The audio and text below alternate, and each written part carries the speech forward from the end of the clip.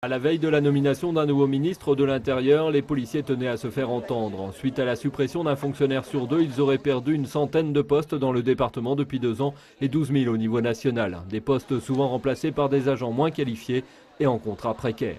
Il n'y a même plus de relationnel.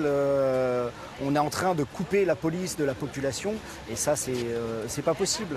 Dénonçant la politique du chiffre qui leur interdit les enquêtes poussées et les incite à préférer courir derrière des petits délinquants plutôt que derrière des gros, les policiers n'ont cessé de voir leurs conditions de travail se dégrader ces dernières années. De moins en moins respectés sur le terrain, ils réclament des lois qui les protègent plus en cas de blessure d'une personne interpellée. Certains réclament le respect de la présomption d'innocence, d'autres vont jusqu'à demander une interprétation plus large de la légitime défense. Nos collègues ont un sentiment d'impuissance face aux délinquants, comme je vous dis, qui sont de plus en plus armés, déterminés, et se retrouvent paralysés, ils n'osent pas sortir l'arme en ayant peur d'être de suite incriminés, de se retrouver devant la justice pour avoir fait usage de leur arme alors qu'ils sont à la base dans le cadre de leur intervention. Certains syndicats demandent un Grenelle de la sécurité réunissant policiers, gendarmes, magistrats et avocats, un dossier qui pourrait occuper toute l'attention du futur ministre de l'Intérieur.